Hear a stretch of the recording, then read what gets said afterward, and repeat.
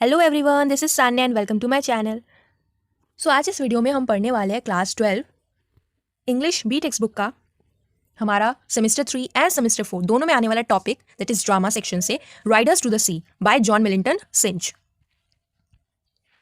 सो ये जो ड्रामा है, ये जो नाटक है, इसके बारे में मैंने आपको एक्सप्लेन किया था अपने फर्स्ट वीडियो में। उसमें मैंने आपको कैरेक्टर्स बता दिए थे, कौन से कैरेक्टर्स हैं, राइडर्स टू द सी का प्लॉट बता दिया था, ठीक है। और इसके बारे में आपको छोटी से छोटी इन्फॉर्मेशन दे दी थी एंड साथ ही मैंने आपको जो है पढ़ा दिया था थोड़ा बहुत, ठीक है।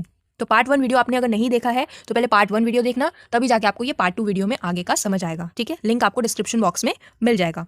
अभी हम आगे से पढ़ेंगे। तो अच्छा, पिछली क्लास में जो भी हमने अभी तक पढ़ा उसको एक बार थोड़ा सा रिकॉल कर लेते हैं, ठीक है, फटाफट से, ताकि आप बैक में दोबारा से आ जाओ अपना स्टोरी में, ठीक है, आगे जो हम पढ़ने वाले हैं। सो फ्रेंड्स, हमने देखा था मौर्या जो कि क्या है, एक ब्रीफ्ड मदर है। वो अपने बेटों को खो चुकी है। उसके टोटल 8 बच्चे थे, जिसमें से 6 लड़के थे और 2 लड़कियां थी, ठीक है। लड़कियों का नाम कैथलीन एंड नोरा। और उसके जो 6 बेटे थे उसमें से 5 बेटे मर चुके हैं। बचा सिर्फ एक बेटा है जिसका नाम है बाटली। अब वो भी समुद्र में जाना चाहता है, ठीक है। तो अब होता क्या है, देखो स्टार्टिंग कहाँ से होती है। कहानी की जो शुरुआत है, नाटक की शुरुआत, वो होती है कहाँ से, मौर्या की किचन से, ठीक है। तो हम सबसे पहले किसको देखते हैं, कैथलीन को देखते हैं। कैथलीन जो है क्या कर रही थी, वो केक बना रही थी, केक तैयार कर रही थी। फिर क्या होता है, नोरा आती है उसके पास और कैथलीन को कहती है कि माँ कहाँ है। तो कैथलीन कहती है कि माँ शायद सो रही होगी, अगर वो सो सके तो। नोरा कहती है, वो अपने साथ में बंडल लाती है, ठीक है, जिसमें कपड़े थे। अब वो कपड़े किसके थे, वो उसे पता करने के लिए दिया था एक प्रीस्ट ने, ठीक है। पादरी जो थे उन्होंने नोरा को वो बंडल दिया था चेक करने के लिए कि ये कपड़े किसके हैं, कहीं ये माइकल उसके भाई के तो नहीं है, वो चेक करने के लिए दिया था। क्योंकि ये जो है समुद्र में मिले थे ये कपड़े, ड्रॉन्ड मैन के थे वो कपड़े। अब वो ड्रॉन्ड मैन कौन था ये नहीं पता, ठीक है। तो वो पता लगाने के लिए ये कपड़े नोरा को दिए थे। तो नोरा आती है और कैथलीन अपनी बहन के पास आके कहती है कि मुझे ये बंडल प्रीस्ट ने दिया है चेक करने के लिए कि वेदर इट इज माइकल्स और नॉट, ओके। देन कैथलीन ये सुन के कहती है कि ये माइकल के कैसे हो सकते हैं, वो इतना दूर सुदूर उत्तर दिशा में कैसे जा सकता है, ठीक है, नॉर्थ में कैसे जा सकता है। नोरा कहती है कि शायद ये माइकल के हो सकते हैं, ऐसा प्रीस्ट ने बताया है। और अगर ये माइकल के हुए तो फिर तुम जो है अपनी माँ को कह देना कि उसे जो है ना भगवान की कृपा से एक अच्छा जो है ब्यूरियल मिल चुका है, ठीक है। और अगर ये कपड़े उसके नहीं हुए माइकल के तो तुम्हारी माँ को कुछ मत बताना, वरना वो रोते रोते मर जाएगी, ठीक है। अब कैथलीन जो है क्या करती है, वो चिंता के साथ देखती है और फिर कहती है नोरा से कि नोरा, बाटली जो हमारा छोटा भाई है वो भी तो जो है गलवे फेयर में जाना चाहता है, ठीक है, घोड़ों को बेचने के लिए, हॉर्सेस को बेचने के लिए। तो नोरा कहती है कि हाँ वो तो जाने वाला है।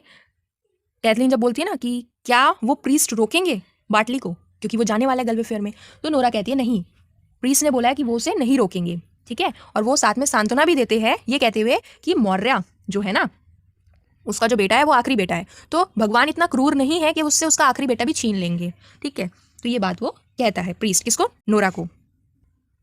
देन उसके बाद कैथलीन उससे पूछती है कि क्या व्हाइट रॉक्स के वहाँ पे एक जगह का नाम है जहाँ से गुजरता हुआ जाएगा बाटली, ठीक है, गलवे फेयर में, ठीक है, समुद्र पार करके जाएगा।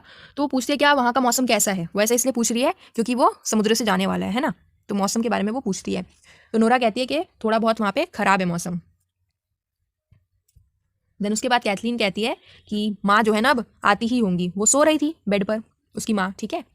तो कैथलीन कहती है कि हमें ये जो बंडल है ना इसको छुपा देना चाहिए, क्योंकि अगर अभी हम खोलेंगे इस बंडल को चेक करने के लिए तो माँ आ जाएंगी, हमारा कंप्लीट भी नहीं होगा देखना, उससे पहले माँ आ जाएंगी, ठीक है। तो हमें इसे छुपा के रखना होगा। ये बात सुन के नोरा क्या करती है, वो अपने माँ के कमरे के वहाँ जाके और दरवाजे से सुनती है कि उसकी माँ क्या कर रही है। तो वो देखती है कि उसकी माँ आने वाली है, कुछ ही मिनट में उसकी माँ बाहर निकल के आ जाएंगी उनके पास। तो फिर वो लोग क्या करते हैं, जल्दी जल्दी क्या करते हैं, सीढ़ी लेते हैं, लेडर, और देन उसके बाद एक टर्फ लॉफ्ट, मतलब एक स्टोरेज रूम होता है जहाँ पे वो लोग टर्फ यानी कि जिससे आग जलाई जाती है ना, तो उस घास को वहाँ पे रखते हैं। तो वही टर्फ लॉफ्ट पर स्टोरेज रूम में उन्होंने उस बंडल को छुपा के रख दिया और जैसे ही रखा उनकी माँ आ गई।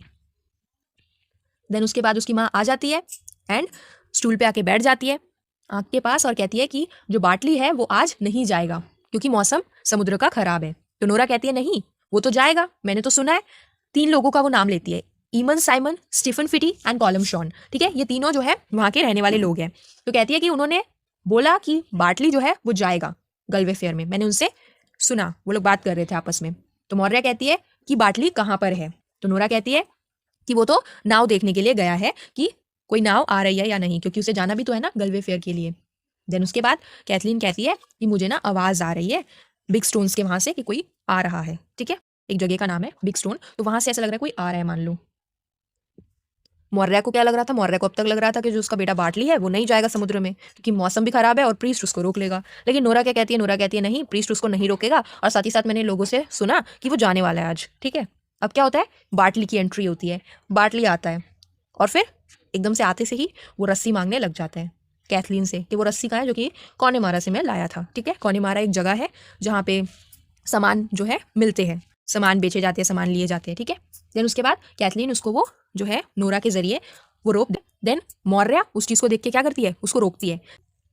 तो मौर्य क्या कहती है, मौर्य कहती है तुम्हारे लिए यही अच्छा होगा कि तुम उस रोप को, रस्सी को वहीं पे रख दो। ठीक है, लेकिन बाटली उसकी बात नहीं सुनता, वो उस रस्सी को ले लेता है। एंड देन उसके बाद वो कहती है कि इन रस्सियों की ज़रूरत पड़ने वाली है क्योंकि अगर माइकल की बॉडी जो है आ जाए, अगले हफ्ते आए या कल आए, परसों आए, तो उसमें ज़रूरत पड़ेगी इन रस्सियों की ताकि उसके लिए गहरा जो है ग्रेव बनवाया जाए।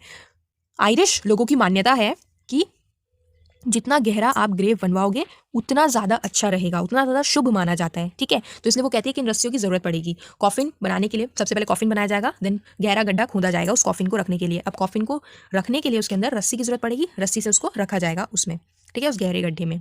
तो इसलिए वो कहती है कि इसको तुम यहीं पर रख दो। बेसिकली वो क्या कर रही है पता है, मौर्य जो है उसको रोकने की कोशिश कर रही है, बाटली को, अपने बेटे को रोकने की कोशिश कर रही है ताकि वो ना जाए उस गलवे फेयर में। ठीक है, तो वो रस्सी उसको चाहिए जाने के लिए, तो इसलिए वो कहती है रस्सी तुम यहीं पे रख दो ताकि वो ना जाए। वो नहीं चाहती कि उसका आखिरी बेटा बाटली भी जो है समुद्र में जाए क्योंकि पहले ही ऑलरेडी वो 5 बेटों को अपने खो चुकी है। ठीक है, अब आगे से हमारा यहाँ से स्टार्ट होगा, यहाँ से हम पढ़ना स्टार्ट करते हैं।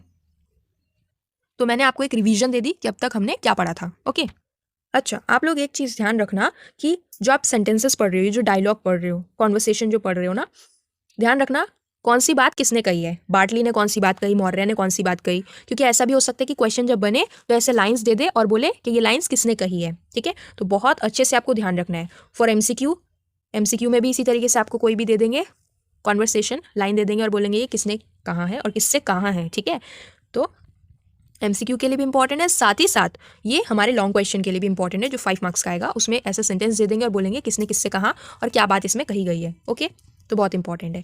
एंड इसी के साथ साथ मैं आप सभी को कहना चाहती हूँ कि आप लोग जो कैरेक्टर स्केच है मौर्य का, जो हमारे प्रोटैगनिस्ट है इस ड्रामा की, उसको बहुत अच्छे से 5 मार्क्स के लिए प्रिपेयर कर लेना क्योंकि ये क्वेश्चन शायद हो सकता है कि आपके एग्जाम में दे दिया जाए 5 मार्क्स के लिए। ठीक है, तो ये बहुत इंपॉर्टेंट क्वेश्चन है, कैरेक्टर स्केच ऑफ मौर्य। इसके अलावा बाकी जो कैरेक्टर है इसमें लाइक कैथलीन, नोरा, बाटली, इनका भी कैरेक्टर स्केच ध्यान रखना। ठीक है, तो ये 4 मेन आपको ध्यान रखना है कैरेक्टर स्केच। इसके अलावा आप प्रीस्ट का भी कैरेक्टर स्केच पढ़ के रखना। सो स्टार्ट करते हैं बाटली से। Bartley beginning to work with the rope. जैसे मैंने आपको बताया था जो चीज़ ब्रैकेट में होंगी उनको हमें नहीं पढ़ना होता, दीज आर द एक्शंस। ठीक है, ये सब काम कर रहे हैं वो लोग, तो यही ब्रैकेट में दिया हुआ है और ये हमारे डायलॉग्स हैं। तो वो क्या कर रहा है, वो जो रस्सी उसने ली थी नोरा से, उससे वो काम कर रहा है। क्या काम कर रहा है, देखो वो लगाम बना रहा है। I have no halter, halter माने लगाम, जिससे जो है क्या किया जाता है, जो घोड़ा होता है, ये जो हॉर्स है, ये जो भी एनिमल्स है, उसको कंट्रोल करने के लिए एक लगाम होता है ना, उसके मुंह से जो है लगा के और फिर आगे से मतलब जहाँ पे बैठे होते हैं उसके पीछे वहाँ से खींचा जाता है ताकि वो रुक जाए या चलने लगे, तो दैट इज़ हॉल्टर यानी लगाम। तो वो कहता है मेरे पास ना लगाम नहीं है, the way I can ride down on the mayor. तो मेयर क्या होता है, हॉर्स का जो फीमेल जो हॉर्स होती है उसको मेयर कहते हैं। तो कहते हैं मुझे घोड़ी चलाने के लिए मेरे पास हॉल्टर नहीं है, मेरे पास लगाम नहीं है, and I must go now quickly, और मुझे अभी जल्दी जाना है। ठीक है, और मेरे पास कोई लगाम नहीं है तो मैं इसी रस्सी से लगाम बनाऊंगा। This is the one boat going for 2 weeks और बियॉन्ड इट। वो कहता है कि मुझे अभी जल्दी जाना पड़ेगा क्योंकि ये एक ही बोट है जो कि 2 हफ्तों में ये एक बार आई है और उसके बाद कोई बोट नहीं आएगी। 2 हफ्तों में ये एक बोट आई है। And the fair will be a good fair for horses, I hear them saying below. और वो कहता है कि ये जो फेयर होने वाला है, ठीक है, यहाँ पे 2 बार फेयर का यूज़ हुआ है। देखो यहाँ पे जो फेयर है वो अलग है, इसका मतलब है मेला। ठीक है, जो मेला होता है वो, और यहाँ पे जो फेयर है इसका मतलब है दाम। ठीक है, माने कीमत, पैसा। ठीक है, तो देखो वो कहता है कि ये जो मेला लग रहा है ना, ये इस मेले में बहुत अच्छे दामों में घोड़ों की बिक्री होगी। मतलब मैंने अगर घोड़े बेचे इस मेले में तो बहुत अच्छे दाम मुझे इसका मिलेगा घोड़ों का, ऐसा मैंने कहते हुए सुना है नीचे लोगों से। लोग कह रहे थे कि ये जो मेला लगने वाला है यहाँ पे बहुत अच्छे दामों में घोड़े बिकेंगे, ठीक है, तो इसलिए मुझे जाना पड़ेगा। अब आगे देखो क्या होता है। Maurya, it's a hard thing they will be saying below if the body is washed up and there's no man in it to make the coffin. वो कहती है मौर्या कि इससे ज़्यादा कठिन क्या होगा, इससे ज़्यादा कठोर और क्या होगा कि नीचे वाले लोग बोलेंगे, मतलब लोग बोलेंगे, क्या बोलेंगे, समुद्र के जो नीचे लोग हैं वो लोग बोलेंगे कि जो बॉडी वॉश होके आई है, किसकी बॉडी, माइकल की। वो मौर्या सोच रही है कि माइकल की बॉडी आएगी वॉश होके, ठीक है, समुद्र में आएगी, समुद्र के किनारे। तो वो जो आएगी तो उसको कॉफिन बनाने के लिए कोई आदमी चाहिए ना, वहाँ पे कोई घर का जो फैमिली मेम्बर है वो एक कोई लड़का चाहिए, आदमी चाहिए। तो लोग क्या कहेंगे कि इनके घर में कोई आदमी ही नहीं है कॉफिन बनाने के लिए। And I after giving a big price for the finest white boards you had find in Connemara. और वो कहती है कि मैंने जो है इन फाइनेस्ट वाइट बोर्ड्स के लिए, ये फाइनेस्ट वाइट बोर्ड्स क्या है, इससे क्या बनेगा, कॉफिन बनने वाला है, ठीक है। कहती है मैंने इसका बहुत ज़्यादा दाम देके कॉनिमारा से ख़रीदा था इसे, ताकि मैं कॉफिन बना सकूं, ठीक है। और कोई अगर घर में होगा ही नहीं आदमी तो कैसे हम इसका कॉफिन बनाएंगे माइकल का, ठीक है। तो वो मौर्य क्या कर रही है, दोबारा से बाटली को रोकने की कोशिश कर रही है। उसने पहला तरीका क्या अपनाया, बोला कि इसको यहीं पे रख दो, हमें उसका जो ग्रेव है उसको गहरा बनाने के लिए उस रोप की ज़रूरत पड़ेगी। जब बाटली उस चीज़ से नहीं माना तो फिर उसने दूसरा जो है तरीका अपनाया। उसने कहा कि अगर माइकल की बॉडी वॉश होके आ जाती है तो घर में अगर कोई रहेगा ही नहीं, तुम भी चले जाओगे तो घर में कोई आदमी रहेगा ही नहीं, तो कॉफिन कौन बनाएगा, ठीक है। जबकि मैं कॉफिन बनाने के लिए इतना अच्छा दाम दे के आई हूँ कॉनिमारा से, वो वाइट बोर्ड्स लाई थी तो उसका बहुत ज़्यादा उसने हाई प्राइस दिया है, तो फिर कौन बनाएगा वो कॉफिन, ठीक है। अब आगे देखो क्या होता है। She looks round at the boards, boards जो वाइट बोर्ड्स थे ना जिससे कॉफिन बनेगा उसकी तरफ देखते हुए वो बोलती है। अब आगे देखो क्या होता है। Bartley, how would it be washed up. वो कहता है बार्टली कि माइकल की बॉडी कैसे वॉश्ड अप होके आ सकती है, कैसे बहते हुए आ सकती है। And we after looking each day, और हम हर दिन देखते हैं। फॉर 9 days, हम 9 दिनों से, कितने दिनों से, 9 दिनों से, ध्यान रखना ये इंपॉर्टेंट है। हम 9 दिनों से हर रोज जो है नीचे जाके देख रहे हैं कि उसकी बॉडी बहते हुए आई या नहीं, लेकिन वो बॉडी आई ही नहीं, तो अब कैसे आएगी। And a strong wind blowing a while back from the west and south, और तब जब इतनी तेज तेज हवाएं चल रही है, कहाँ से, वेस्ट एंड साउथ से, यानी पश्चिम और दक्षिण दिशा से इतनी तेज तेज जो हवाएं चल रही है, तो कैसे उसकी बॉडी आ सकती है, नहीं आ सकती उसकी बॉडी। ऐसा कौन कहता है, बार्टली कहता है। उसकी जो हवा इतनी तेज तेज चल रही है ना वेस्ट और साउथ से, वो उसको बहा के कहीं और ले जाएगी, वो उसको यहाँ तट तक नहीं लाएगी, समुद्र के किनारे नहीं लाएगी ये हवाएं, ओके। मौर्य, देखो वो क्या कहती है। If it was not found itself that wind is raising the sea and there was a star up against the moon and it rising in the night. अब देखो यहां तक पहले समझो फिर आगे का समझना। तो मौर्य कहती है कि अगर वो हमें नहीं मिला, इटसेल्फ माने वो जो माइकल है ना उसकी बॉडी अगर नहीं आई बहती हुई यहाँ पर, तो क्या होगा, जो हवाएं जो इतनी तेज तेज चल रही है समुद्र में, वही हवाएं उसको क्या करेंगी, बहाती हुई किनारे पर ले आएंगी। And there was a star up against the moon, और आयरिश लोगों का ऐसा मानना है, वहाँ की ऐसी मान्यता है कि जब क्या होगा, star up against the moon, stars होंगी किसके अगेंस्ट में, मून के अगेंस्ट में, मतलब तारे होंगे आसमान पर। जब चांद होगा तो चांद भी और तारे भी है, तो जब ऐसा तारे होंगे ना तो क्या होगा, इसका मतलब ये माना जाता है कि उस समय में समुद्र में बहुत बड़े बड़े तूफान आएंगे, ठीक है, ऐसा उनके वहाँ की मान्यता है। बहुत तेज तेज तूफान आएंगे समुद्र में। And it rising in the night, और ये सब रात में होगा। तो जब ऐसा होगा तो क्या होगा, जो माइकल की बॉडी है वो बहते बहते खुद ही खुद आ जाएगी किनारे पर, ठीक है। If it was 100 horses or 1,000 horses you had itself, what is the price of 1,000 horses against a sun where there is one sun only। अब वो फिर से क्या करती है, बहाना देती है बाटली को रोकने का। वो कहती है कि क्या फर्क पड़ता है, 1000 घोड़े हो या 100 घोड़े हो, 100 हो या 1000 हो, उससे क्या फर्क पड़ता है, जब उस माँ के घर में सिर्फ एक बेटा बचा है तो उसे उन घोड़ों की क्या कीमत, क्या उसका बेटा जो है इतना कम है उन घोड़ों के पैसों के मुकाबले, क्या पैसा ही सब कुछ है, या पैसा बड़ा है या उसका बेटा? उसके लिए उसका बेटा बड़ा है जो कि एक ही बचा है उसके घर में, तो इतना उसका उस घोड़ों के पैसों का वो करेगी क्या? ठीक है, तो वो यही चीज़ बोल रही है कि इन पैसों का, घोड़ों को बेच के आकर जो पैसा मिलेगा, उनका क्या काम जब घर में एक ही बेटा हो।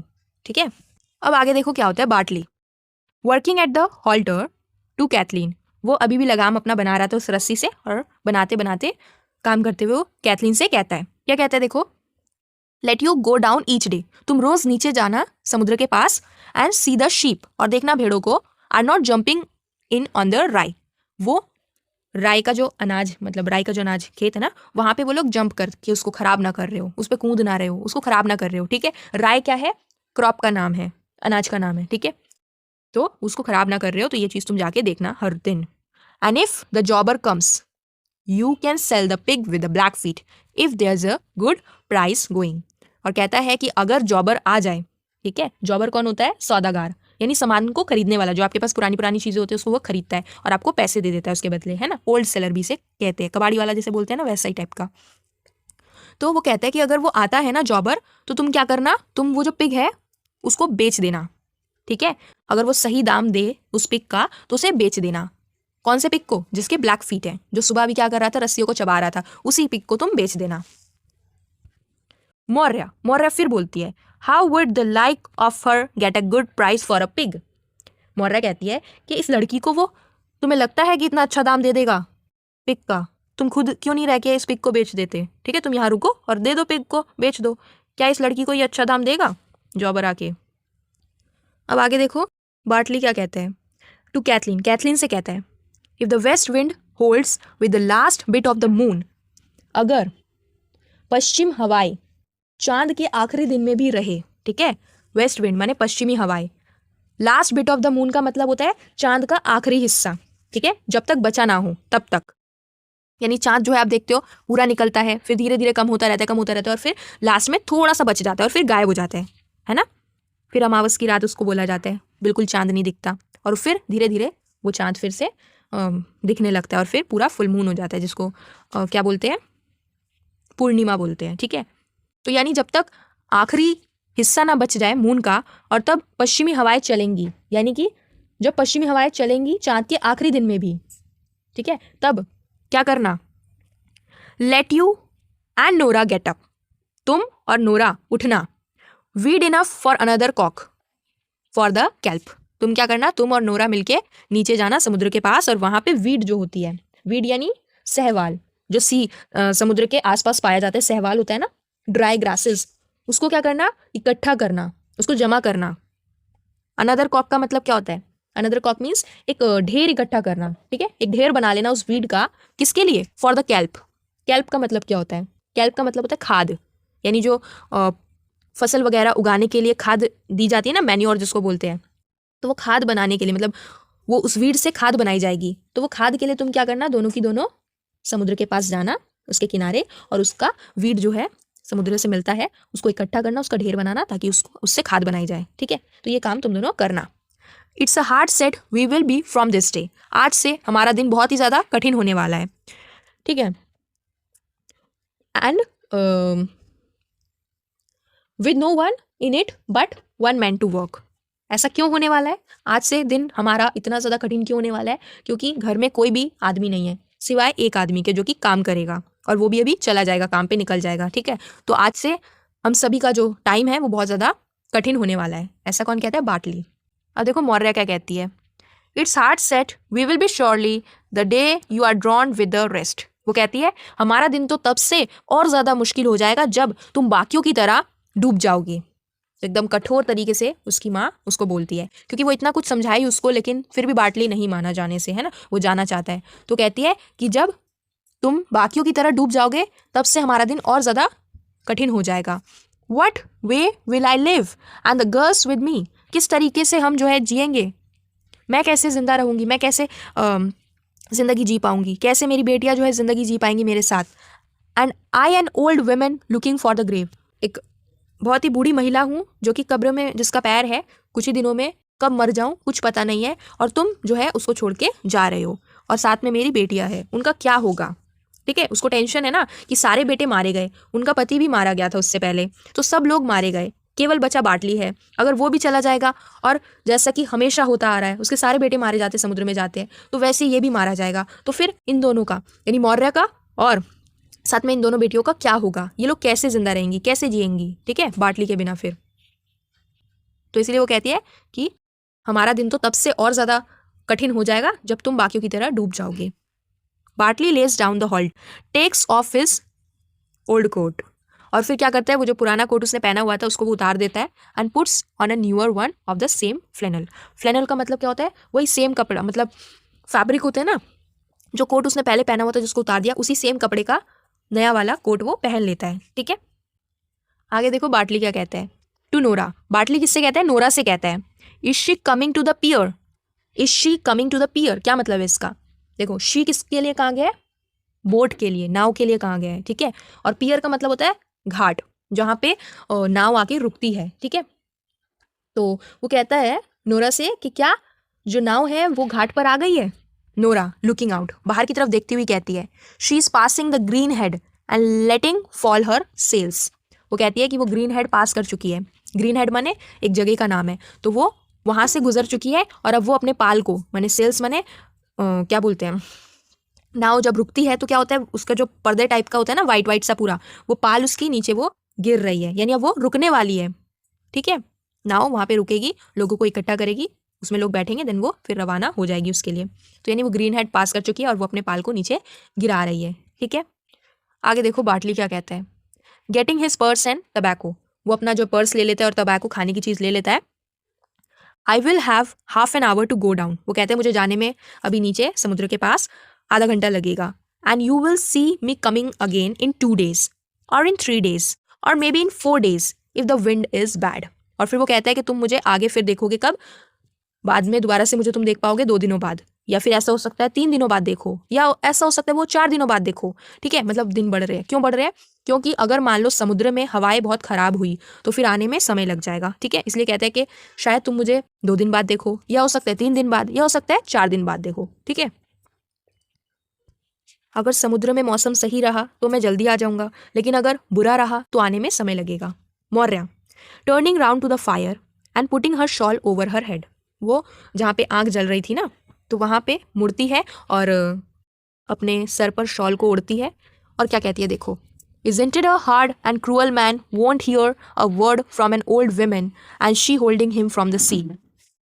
मौर्या कहती है कि ये लड़का कितना ज़्यादा जो है क्रूअल है, ये आदमी कितना ज़्यादा क्या है, कठोर आदमी है, जो कि अपने बूढ़ी माँ की बात नहीं मान रहा है, जो कि उसको जाने से रोक रही है समुद्र में, लेकिन वो उसकी बात नहीं मान रहा है। कितना कठोर आदमी है ये, गुस्से में, ठीक है। तो आगे देखते हैं कैथलीन क्या बोलती है मौर्या की बात को सुन के।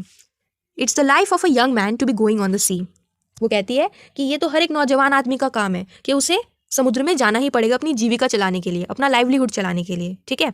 तो उसे तो समुद्र में जाना ही पड़ेगा, उसे रोक के भी कुछ नहीं किया जा सकता, ये तो उसका काम है। And who would listen to an old woman with one thing and she saying it over, और वो कहती है कि एक बूढ़ी महिला को कौन सुनेगा जो कि बार बार एक ही चीज़ को दोहराती रहती है, एक ही बात को बार बार कहती रहती है, उसकी बात कौन सुनेगा। बाटली टेकिंग द हॉल्टर, अपना लगाम लेते हुए, I must go now quickly, वो कहता है मुझे जल्दी जाना पड़ेगा। I will ride down on the red mayor, मैं जो है ना लाल मेयर से, मेयर समझ रहे हो ना, घोड़ी, यानी कि फीमेल हॉर्स, तो लाल कलर का जो मेरा घोड़ी है उससे जो है मैं राइड करता हुआ जाऊंगा। And the grey pony, pony जो है खच्चर कहाँ जाता है, घोड़े जैसा दिखता है बट घोड़ा नहीं होता, ठीक है।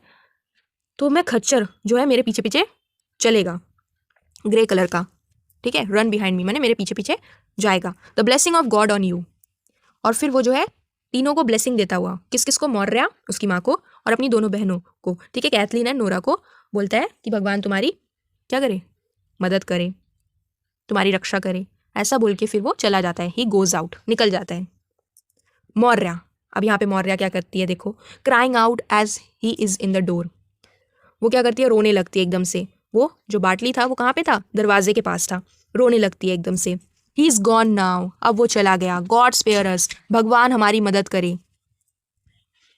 स्पेयर का मतलब होता है रक्षा करना, ठीक है, तो भगवान हमारी रक्षा करे, हमारी मदद करे। And we will not see him again, और हम अब उसे और कभी नहीं देख पाएंगे। ही इज़ गॉन नाउ, वो अब जा चुका है। And when the black night is falling, और जब काली रात घिरेगी, आई विल हैव नो सन, वो समय बताती है कि जब काली रात आएगी तब मेरे पास कोई भी बेटा और नहीं बचा होगा, ठीक है, बार्टली भी जा चुका होगा।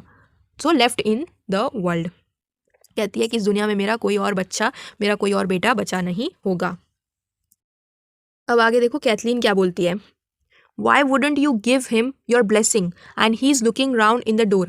कैथलीन कहती है कि जब वो दरवाजे से मुड़ रहा था, जा रहा था, तब तुमने उसे कोई ब्लेसिंग्स क्यों नहीं दी? तुम इतने अपशगुन शब्द क्यों इस्तेमाल कर रही थी? ठीक है, जब भी कोई जाता है, घर से निकलता है, तो हम उसको ब्लेसिंग्स देते हैं, है ना। लेकिन इसने क्या किया, ये पीछे मुड़ गई और इसने कोई बात भी नहीं की। किसने? मौर्या ने, है ना। अपने बेटे से कोई बात भी नहीं की, और फिर उसके जाने के बाद उसके पीठ पीछे जो है गलत गलत शब्द बोल रही है कि अब मेरा कोई बेटा नहीं बचेगा, ये नहीं बचेगा। तो ये सब क्या अपशगुन वाली बात है, गलत है बात, है ना। हमें ब्लेसिंग्स देनी चाहिए जब कोई बाहर जाए तो, लेकिन ये ऐसा नहीं करती।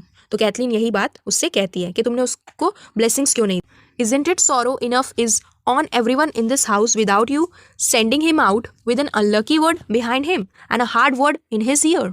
वो कहती है कि हमारे घर में इतनी ही ज़्यादा मायूसी छाई हुई है, कि हमारे घर में इतने ही मायूस लोग बैठे हुए हैं कि जब कोई आगे जो है जा रहा है काम के लिए, तो हम उसके पीठ पीछे जो है अपशगुन, अनलकी, गलत जो है शब्द का प्रयोग कर रहे हैं, और उसके कानों में जो है हार्ड वर्ड बोल रहे हैं, मतलब गलत गलत बात बोल रहे हैं, ठीक है। तो क्या ये सही है कि हमारे घर में इतनी मायूसी छाई हुई है कि हम जा रहा है वो सामने वाला और उसको इतना गलत बोल रहे हैं, ठीक है, उसके बारे में गलत सोच रहे हैं, बोल रहे हैं। अब आगे देखो मौर्या क्या करती है।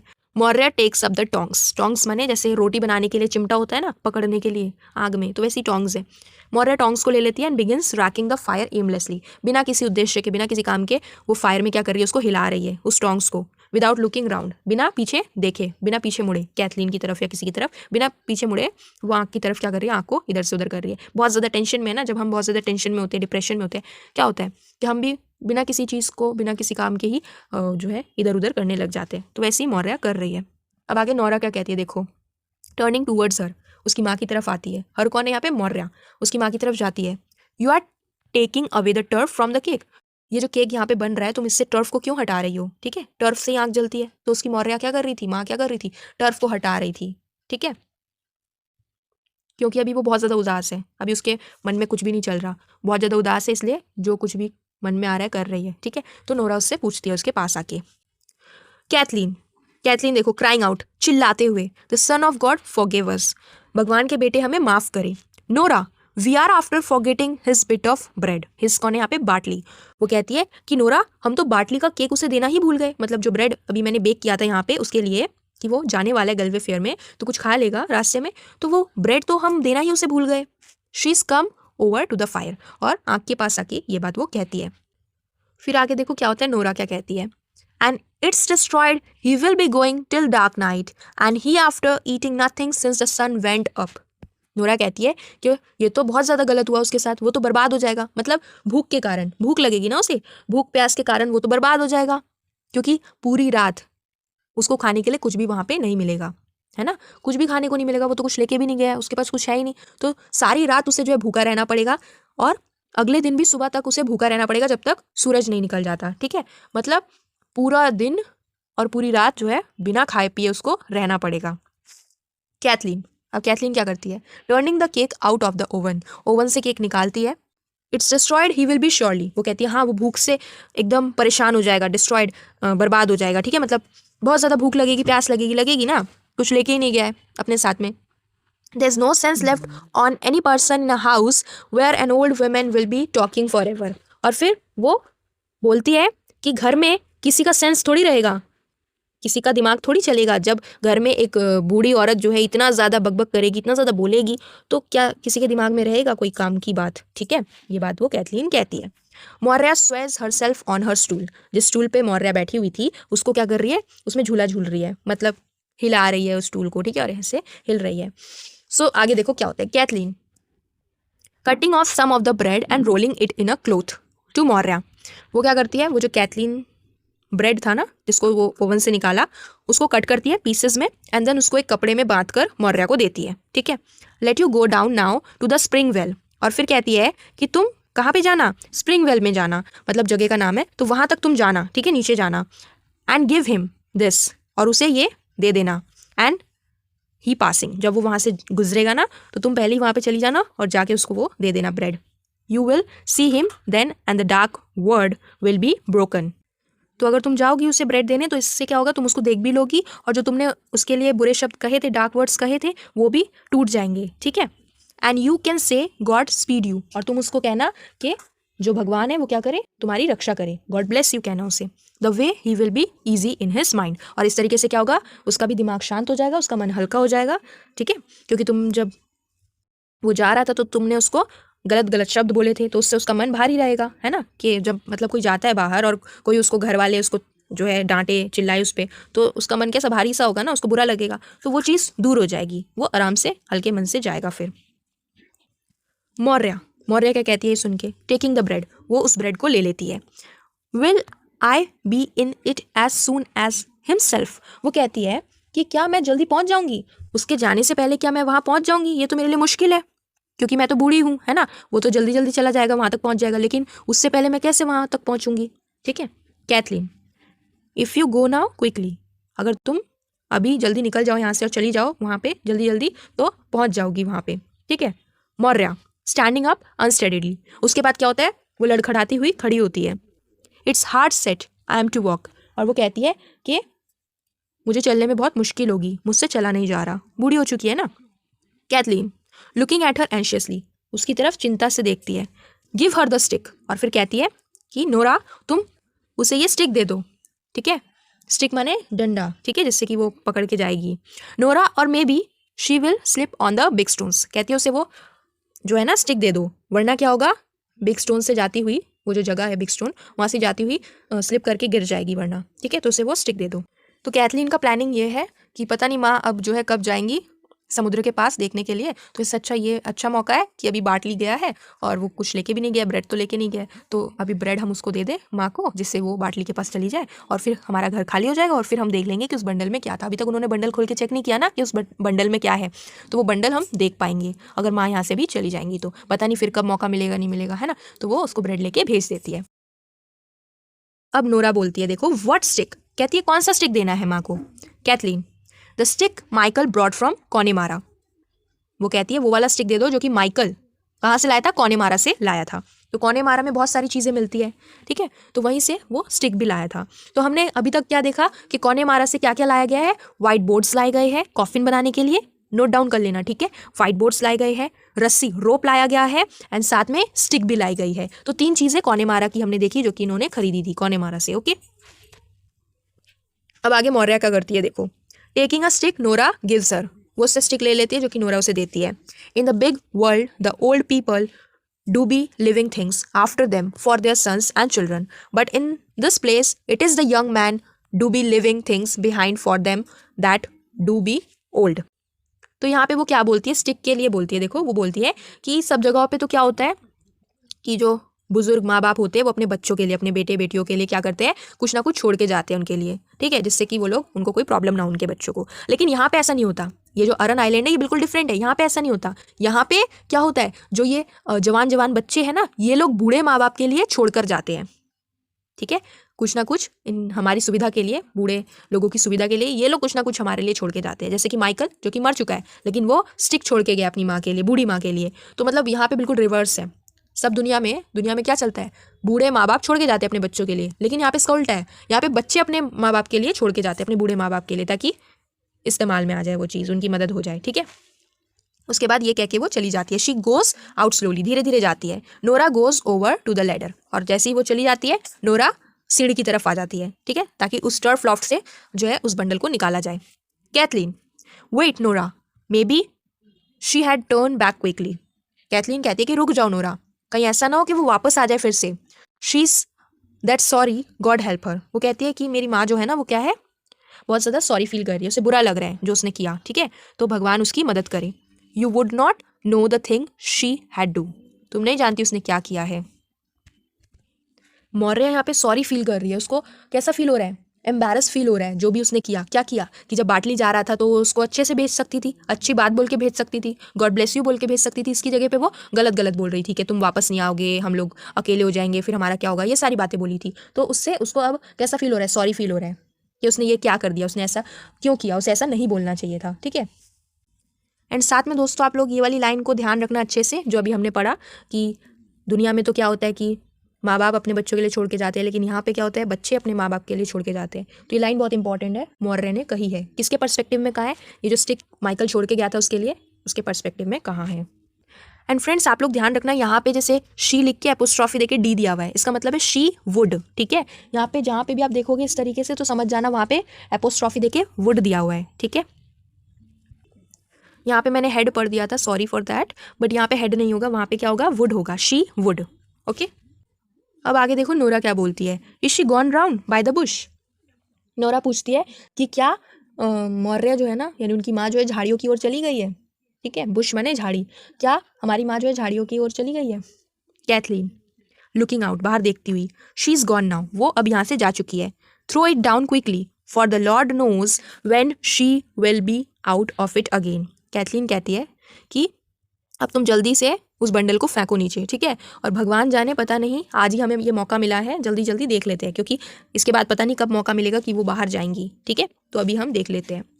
Nora getting the bundle from the loft, फिर वो सीढ़ी पे चढ़ के नोरा क्या करती है, उस लॉफ्ट से उस बंडल को निकालती है।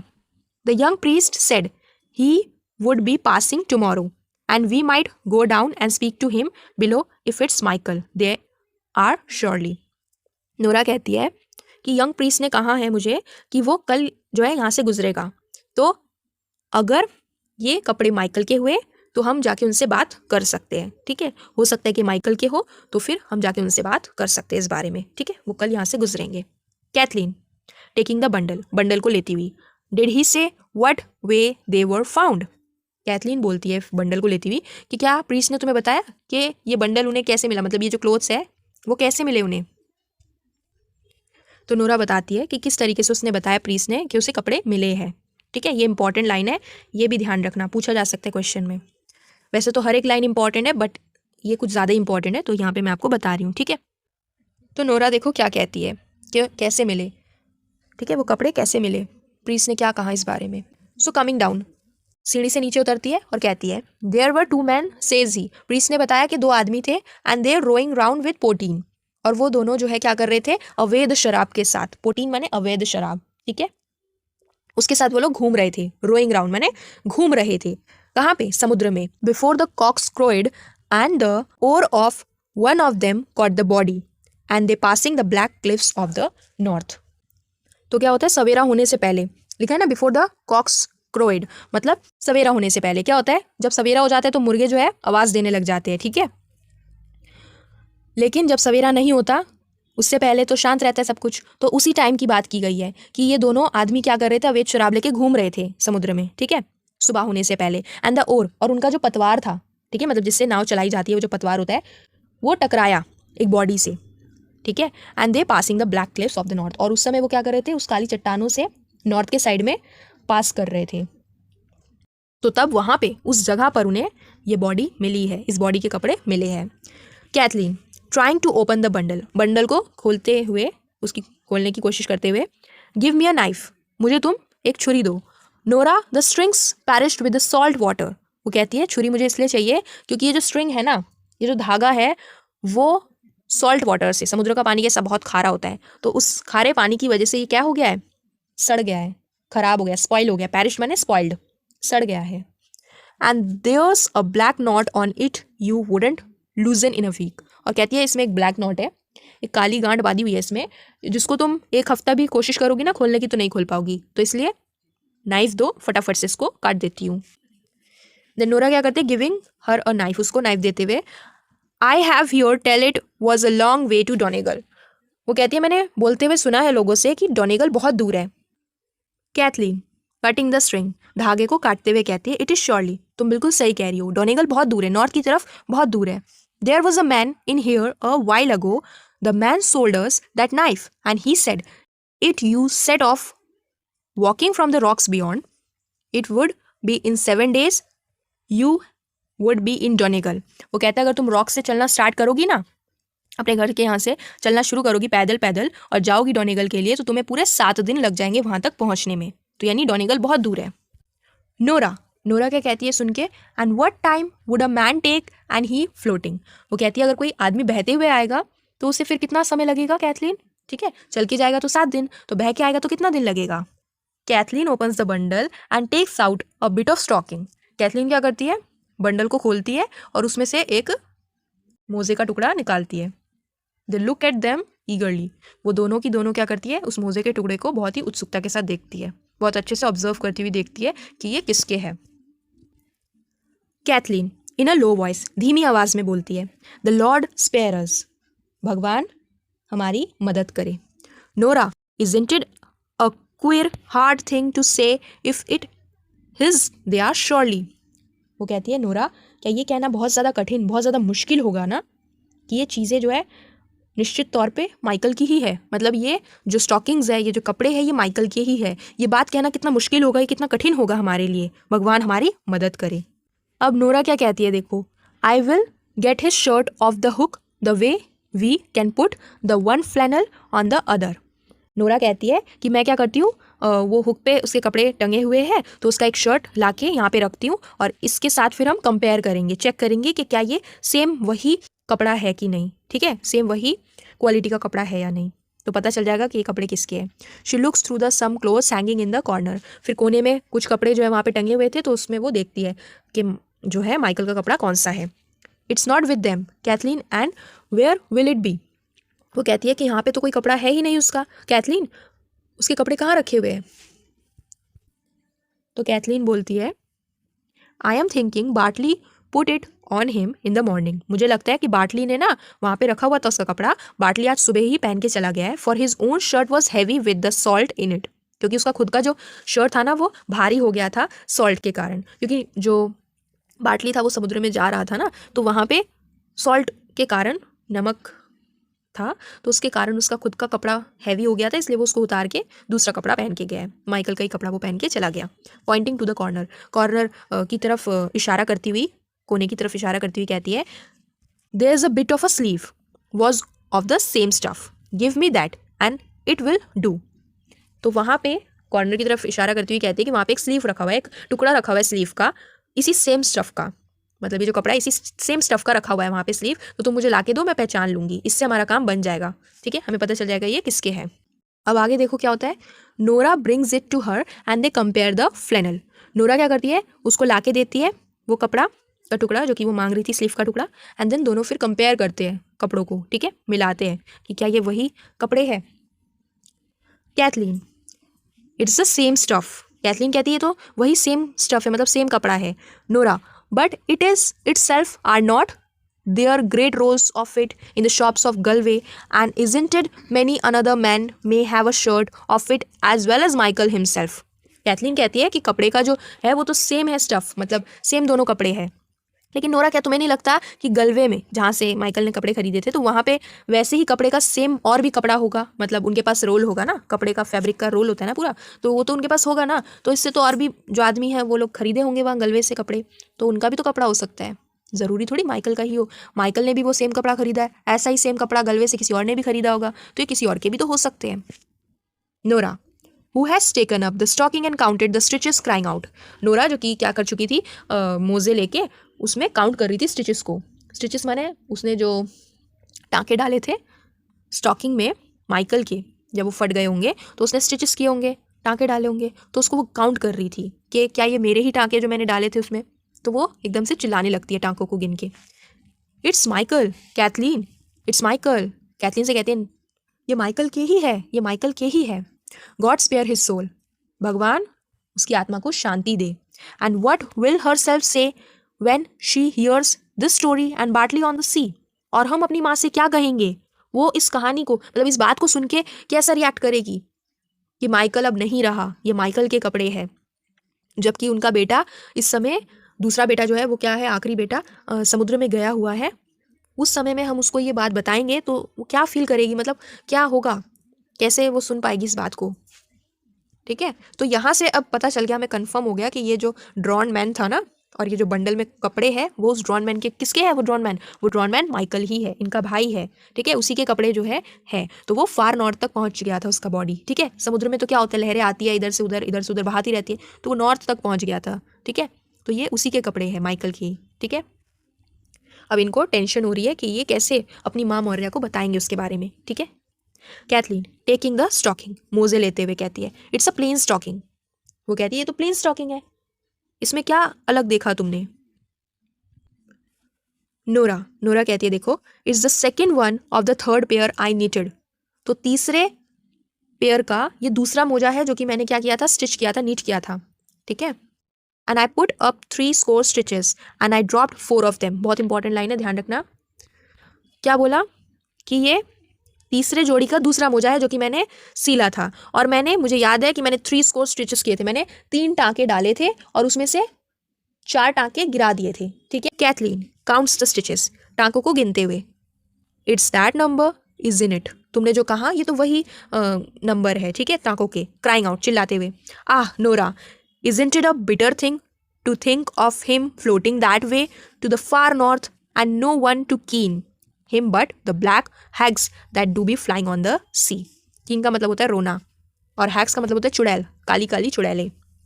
कैथलीन क्या कहती है नोरा से, वो कहती है कि ये कितने दुख की बात होगी ना नोरा, कि हमारा भाई माइकल जो इतना दूर नॉर्थ तक पहुंच गया था जहाँ पे कोई भी नहीं होता, ठीक है, उसके इस मरने पे वहाँ पे रोने वाला कोई भी नहीं है, जहाँ पे सिर्फ और सिर्फ काली चुड़ैलें जो है आसमान में, समुद्र के ऊपर आसमान में जो है फ्लाई करती रहती है, उड़ती रहती है, उसके अलावा वहाँ पे कोई इंसान नहीं होता। तो हमारा भाई इतनी दूर वहाँ तक पहुँच गया था जहाँ पे उसके लिए कोई रोने वाला भी नहीं था, ठीक है, सिवाय काली काली चुड़ैलों के, आत्माओं की। फिर नोरा क्या कहती है देखो, swing her self round and throwing out her arms on the clothes. वो अपने आप को घुमाते हुए, जो उसका भाई था माइकल, उसके कपड़े को अपने गले से लगाते हुए घुमा रही है अपने आप को, और कहती है and isn't it a pitiful thing when there is nothing left of a man who was a great rower and fisher but a bit of an old shirt and a plain stocking.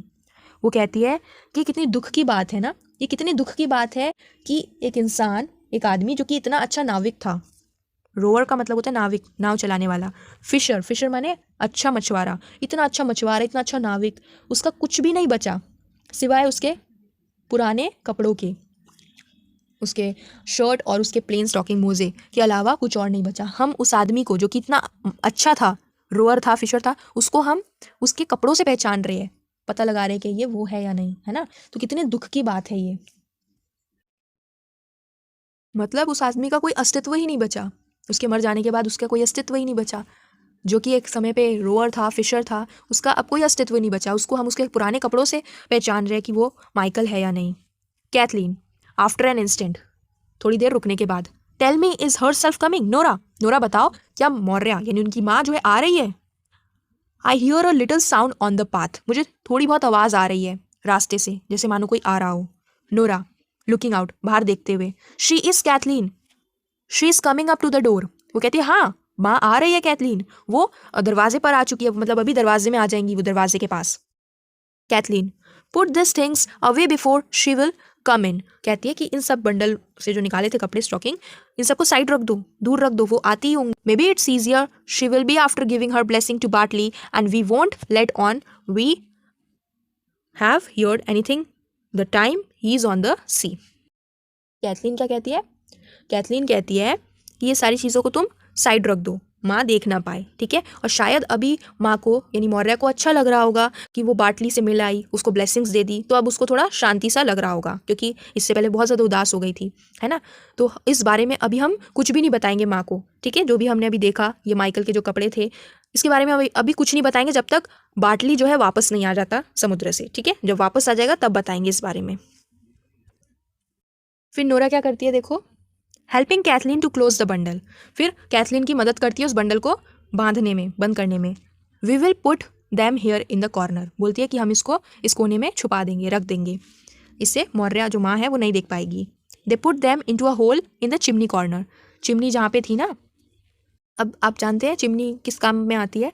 तो जो बड़े बड़े घर होते हैं, वो जो वहाँ के घर होते हैं ना, वहाँ पे ठंड भी पड़ती है, तो ठंड में क्या होता है, घर को गर्म करने के लिए क्या लगाया जाता है, फायर प्लेस लगाया जाता है। फायर प्लेस जो लगाया गया है वहाँ पे धुआं निकलता है, ठीक है, आग जलेगी तो धुआं भी निकलेगा। अब वो धुआं थोड़ी ना घर में फैलाएंगे, उस धुएं को बाहर निकाल देंगे घर से, तो उसके लिए चिमनी लगाई जाती है। तो वो चिमनी जो होती है उससे सारी जो आग का धुआं है वो बाहर निकल जाता है घर से, ठीक है। तो वो चिमनी का जो कॉर्नर था इनके घर के, वहाँ पे मतलब घर में जो चिमनी का कॉर्नर था ना, कोना था, वहाँ पे ये लोग, एक होल था, एक गड्ढा बना हुआ था गोला सा, उस होल में वो लोग डाल देते हैं, ठीक है, उस बंडल को। Cathleen goes back to the spinning wheel, और फिर कैथलीन क्या करती है, दोबारा से चरखे के वहाँ पे चली जाती है काम करने, ठीक है, ताकि मौर्या को पता ही ना चले ये दोनों क्या कर रहे थे। Nora, will she see it was crying I was. फिर नोरा कैथलीन से पूछती है कि कहीं माँ समझ तो नहीं जाएगी हमारे चेहरे को देख के, हमें देख के कि हम रो रहे थे, मुझे देख के समझ तो नहीं जाएगी मैं रो रही थी।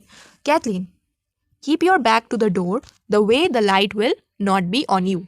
कैथलीन उसको सलाह देती है कि तुम क्या करो, दरवाज़ा जो है ना, दरवाजे के पीछे पीठ कर लो, ठीक है, मुंह जो है अपना पीछे कर लो दरवाजे के, इससे क्या होगा, तुम पे रोशनी नहीं पड़ेगी बाहर की, और वो तुम्हें नहीं देख पाएगी कि तुम रो रही हो कि क्या कर रही हो, नहीं देख पाएगी।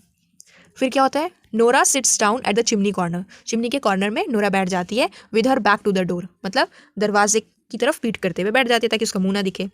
Maurya comes in very slowly, Maurya बहुत धीरे धीरे आती है, without looking at the girls, बिना उन लड़कियों को देखे, and goes over to her stool, और दोबारा से अपने स्टूल जहाँ पे रखा हुआ था बैठने वाला, वहाँ पे बैठ जाती है जाके, at the other side of the fire, जहाँ पे आग जल रही थी उसके दूसरे साइड में। The cloth with the bread is still in her hand, उसके हाथों में अभी भी वो कपड़ा था जिसमें ब्रेड बांधा हुआ था, ठीक है, मतलब वो बाटली को नहीं दे पाई। The girls look at each other, अब ये जब देखती है ना लड़कियां दोनों कि उसके हाथ में अभी भी वो ब्रेड का क्लोथ है, तो वो जो है एक दूसरे को देखने लगती है कि क्या हो गया। And Nora points to the bundle of bread, और फिर वो इशारा करती है कि ये देखो जो है ब्रेड का बंडल अभी उसके हाथ में है, माँ के हाथ में। उसके बाद देखो कैथलीन क्या कहती है, after spinning for a moment, थोड़ी देर चरखा चलाती है और फिर रुक जाती है, और क्या कहती है, देखो, you didn't give him his bit of bread, क्या तुमने उसे उसका ब्रेड नहीं दिया, यानी बाटले को तुमने ये ब्रेड नहीं दिया। मौर्या बिगिंस टू कीन सॉफ्टली विदाउट टर्निंग राउंड, बिना उसकी तरफ मुड़े, पीछे मुड़े, वो क्या करती है, धीरे धीरे रोने लगती है, ठीक है। Kathleen, did you see him riding down, फिर वो कैथलीन पूछती है मौर्या से उसको रोता देख के कि क्या तुमने उसे घोड़े पर जाते देखा, वो घोड़े पर जा रहा था, क्या तुमने उसे देखा। मौर्या गोज ऑन कीनिंग, मौर्या जवाब नहीं देती, वो रोने लगती है, वो रोती जाती है, ठीक है। कैथलीन, अ लिटिल इम्पेशेंटली, मतलब उत्सुक होती हुई कि भाई क्या हुआ, क्या बात है, ठीक है, उसको धैर्य नहीं हो रहा था कि आखिर हो क्या गया। गॉड फॉरगिव यू, भगवान तुम्हें माफ करे।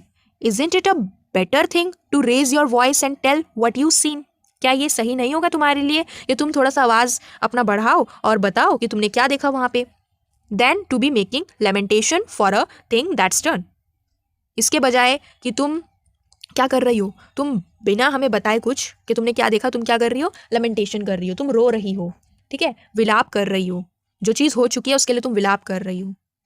डिड यू सी बाटली, क्या तुमने बाटली को देखा, I am saying to you, मैं तुमसे पूछ रही हूँ, ठीक है। सो फ्रेंड्स, अभी तक मैंने आपको जितना पढ़ाया आई होप आपको समझ आया होगा, अगर कहीं पे डाउट हो तो आप कमेंट सेक्शन में पूछ सकते हो, ठीक है। आज के लिए बस इतना ही, आप लोग मार्क करके रख लेना, ठीक है। नेक्स्ट वीडियो में, पार्ट 3 वीडियो में मैं पूरा चैप्टर कंप्लीट करवा दूंगी, ठीक है, और बस 4 पेजेस बचे हैं, तो वो हम नेक्स्ट वीडियो में पूरा कंप्लीट कर लेंगे, हमारा चैप्टर पूरा कंप्लीट हो जाएगा, ठीक है। तो पार्ट 1 वीडियो ऑलरेडी अपलोडेड है, पार्ट 2 आप देख रहे हो, एंड पार्ट 3 वीडियो भी अपलोड हो जाएगा। तो तीनों पार्ट्स जब आप देख लोगे तो आपका जो चैप्टर, मतलब जो ड्रामा है राइडर्स टू द सी, वो कंप्लीट हो जाएगा। आई होप आपको ये वीडियो हेल्पफुल लगी होगी। वीडियो को एंड करने से पहले मैं आप सभी से रिक्वेस्ट करना चाहती हूँ कि अगर आप मेरे चैनल पे न्यू हो और अगर आपने अभी तक मेरा चैनल सब्सक्राइब नहीं किया है तो प्लीज़ ज़रूर कर लीजिएगा, क्योंकि ऐसी वीडियोस आपको आगे भी मिलती रहेंगी। साथ ही साथ वीडियो पसंद आए तो ज़रूर लाइक करें, अपने दोस्तों के साथ शेयर कर देना ताकि उनकी भी हेल्प हो जाए, और कॉमेंट सेक्शन में अपने व्यूज़ बताना बिल्कुल भी ना भूलें। और अगर आपने अभी तक मेरा टेलीग्राम चैनल ज्वाइन नहीं किया है तो ज़रूर ज्वाइन कीजिएगा, ठीक है।